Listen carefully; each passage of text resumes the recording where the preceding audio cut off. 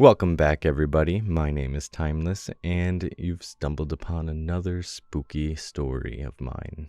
Not mine. It's from Reddit, again. But from the Free Horror Stories Reddit. You guys should check that out sometime. It's got some creepy stuff there. Today is a story about being home alone and being watched. If anyone's had experiences with that, you know that's extremely scary. I'm just going to jump right into it, and I hope you guys enjoy. Now, let's get started.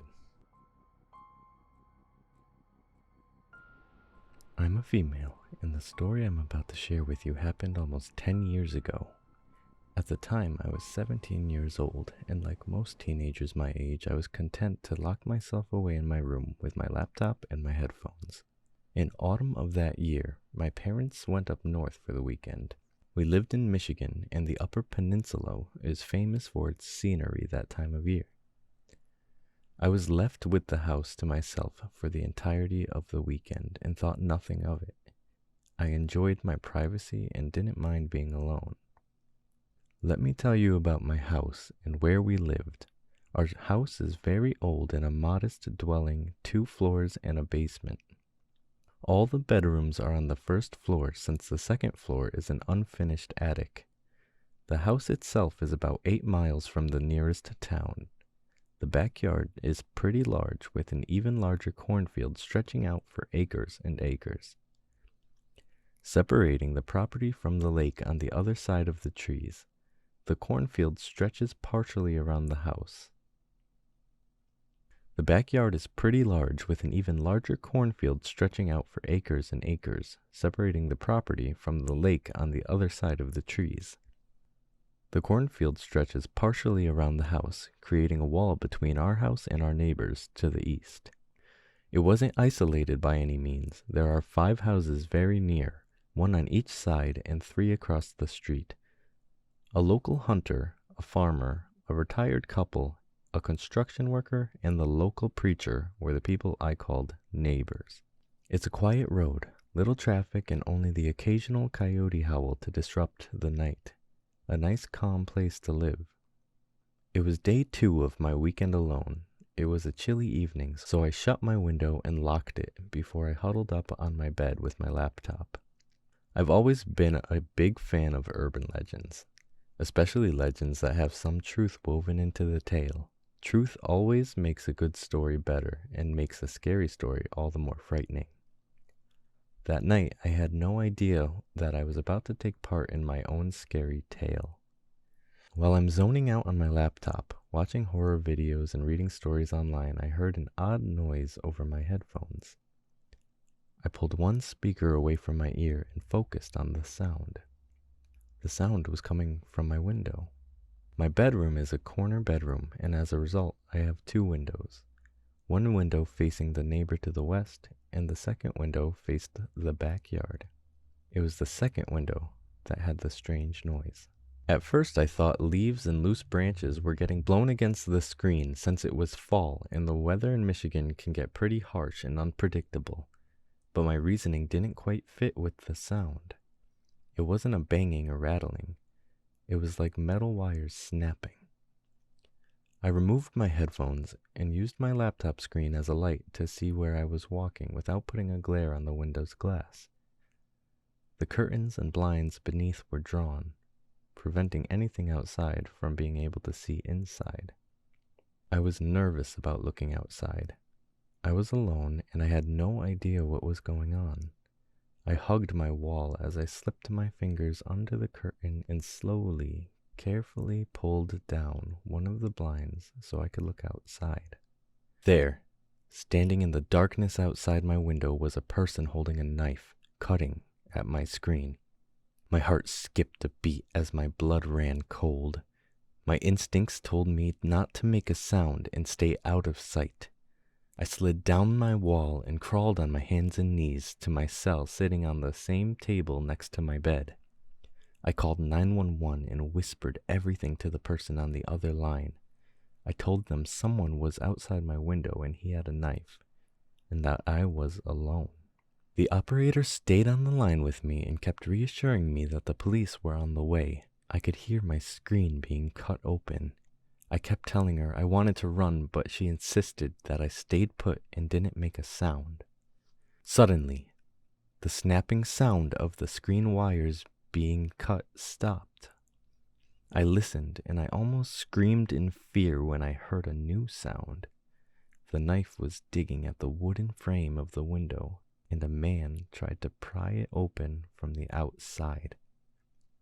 The motion light in the backyard suddenly flashed on just seconds before the red and blue lights of the arriving police car shone through my window. I listened carefully and heard someone running from the car to the backyard. I could also hear their radio clicking on and off as they checked the area. A loud knock at the front door made me jump. I heard a man call out for me, identifying himself as a cop. Still scared, I opened my bedroom door and crept down the hall. I peeked into the living room and didn't see anything. The knocking persisted, and again the cop identified himself. I peeked through the window and front door and saw him standing there, his eyes still checking the yard. I flung open the door and almost pulled the cop inside my house, just so happy to see someone else. He asked if I was okay and if I could give a description of the man I saw. I couldn't. He was wearing all black and had a hood pulled up which shrouded his face. All I could do was describe the large hunting knife he used to cut my screen. His partner joined him on the front porch and told us that he didn't see anyone in the area. I kept insisting on what I saw, and they of course believed me, since the patrolling cops saw the damage on the screen. The cops did a second sweep of the property and made sure every single window was secured and that the doors were locked and the garage was secure. Before leaving, the cops told me that they'd keep a patrol car in the area, but they were confident that whoever I saw wouldn't be back. They just figured that it was some teenager who was trying to break in my window and got scared when he saw the police car arrive. I thanked them and proceeded to double-check the locks for myself. I wanted to call my mom, but I knew my parents were already on their way home and would be back by morning. Unable to go back into my room, I chose to sleep on the couch in the living room and tell my parents as soon as they walk in the front door.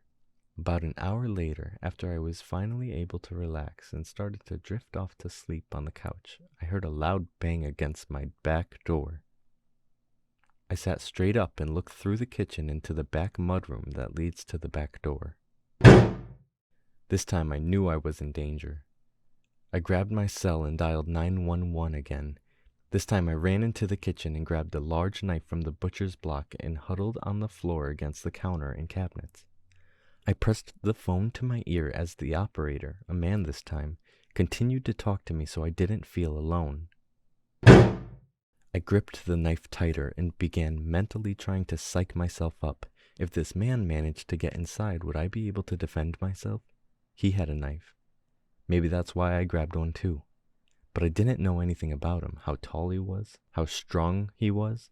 Did I even stand a chance? I heard the wood on the door frame crack. The old door was locked on by a chain. One more hard kick could surely break the door down, and then I didn't want to think about it. I prepared for the final bang, for the door to give in, and for that man to attack me when I heard a voice yelling over the banging noise. "Get on the ground! Drop the knife!" "Oh, thank God," I said out loud. "The cops are here." The operator on the line, who had been speaking to me throughout the entire ordeal, continued to try and calm me down. I listened to the cop order the man to drop the knife over and over again, but I just knew that the crazy bastard wasn't listening. Then another bang, but it wasn't from someone kicking the back door. It was from someone firing a gun. It was silent, and time seemed to stand still. A gentle knock at the front door drew my attention. The same cop as before was once again identifying himself at the door. I told the operator a cop was at the door and hung up. I opened the front door, the knife still in my hand. The cop saw it and very calmly suggested I put it down. My hand was gripping the knife so tightly that my knuckles were white and my fingers were cramped. When I dropped the knife, the cop escorted me from the front door to his car, which was parked in the side yard. Under the motion lights of the backyard, I could see his partner standing over the body of the man in black. I could see his knife lying on the ground just inches from his hand, and even from the distance I knew there was blood on the blade. The man himself looked like he had been dead for weeks. His hood had fallen from his face, revealing it to the night. He was white and impossibly pale. His skin was unnaturally aged with heavy wrinkles and lots of discoloration. His hair was long, stringy, and blonde. His eyes, still open, were sunken into his skull. I was taken to the police station to deliver a statement and to ensure that there were no other attackers on my property. When I told them everything I knew to the interviewing cop, another cop walked into the room with a file in his hands.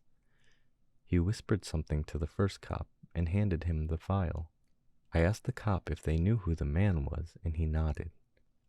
I asked to know who he was and what he wanted. At first, the cop didn't want to tell me, but I needed to know. I managed to coax the cop into telling me, and a part of me wishes I let it go. This man was a chronic junkie who abused any and all drugs he could get his hands on. He was also a violent schizophrenic with bipolar disorder. He used to live in the area until he was finally locked up in a mental hospital about 20 years prior. The act that got him locked away all those years ago was a result of his attempt to burn down a local church, declaring that he was the true Son of God, that all religious figures, priests, ministers, what have you, were false prophets and tools of Satan. The cops figured that he was trying to break into my house because he thought it was where the preacher had lived. He had the wrong house and would have killed me anyway if he had gotten inside. After a moment of letting this sink in, I asked why the cops didn't see him the first time I called. His answer sent shivers up my spine, and now I never look at my backyard the same. He told me that the man had hidden in the cornfield the first time and was watching the house from between the rows. He had never left. He was always there, watching the house and waiting for the police to leave. He truly was crazy, but I'm glad he won't be around anymore. Hey guys, and thank you all for watching. Until the next scary story, spook you later.